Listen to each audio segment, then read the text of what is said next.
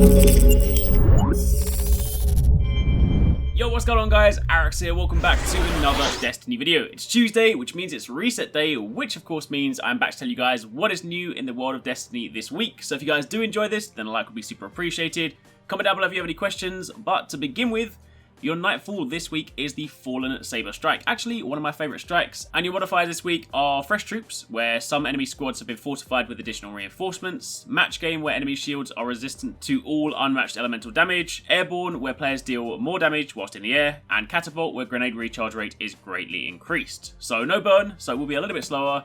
But either way, not a bad strike. Apart from that beginning bit, once you get past that, it is pretty quick to blitz through. As for your regular heroic strike, the Sieve of Crisis playlist, make sure you do at least 3 of these this week. The first one gives you a Radiant Treasure, which as mentioned now includes the Bad Juju ornaments, and of course doing 3 in total gives you a total of 30 legendary marks. And if you are still in search of Sterling Treasure, then make sure you hit up the level 41 version of the Prison of Elders. That is still your solitary source for that item. And on the topic of Prison of Elders, your Challenge of the Elders this week has the modifiers Airborne and Fresh Troops. So again, players deal more damage whilst in the air, and some enemy squads have been fortified with additional reinforcements, and your bonus this time around is melee kill bonus. So perhaps consider throwing on that ornament that gives you double melee, but either way, pretty standard, melee enemies for more points. Also, not forgetting, now that the raid challenge is in rotation, of course only 2 challenges, so this week it is Axis. Again, if you guys haven't done this, you can find guides to the Axis challenge mode over on the channel. It's actually the easier of the 2, personally, in my opinion, so if you're missing some of those perfected ornaments, then this is a great week to dive in.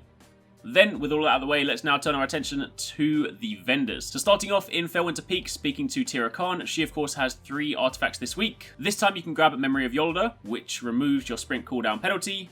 You can also grab Memory of Silumar, which is the one that gives you better resistance to damage over time attacks in the Crucible. Truth be told, not that useful given that Thorn is not really the terror that it once was, but either way, that is your choice. And finally, one of my favourite ones, the one that I always run with, Memory of Scori. When your super is full, nearby allied supers recharge faster. Very, very useful. That is basically on my character all of the time. As for Shiro 4, jumping over there, these are of course your weekly bounties, so again, complete these for a chance to get some reputation, and of course also, completing Tira Khan's weekly bounty in the process, and a chance for Thorn as well. And as for the class items on sale this week, you also have these ones down below. And then taking a stop in the tower, speaking to Lord Shaxx, this is of course your weekly Crucible bounty. Again, if you are not seeing this, you need to complete the Crucible quest chain.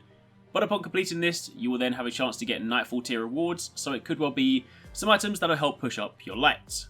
Then jumping over to the Wreath, of course, Petrovenge, once again, completing bounties from her will of course rank her up, and when you rank her up, her packages do still drop light relevant gear. And then finally, speaking to Varix, if you guys are going to be heading into the Prison of Elders in any capacity, then these are his bounties.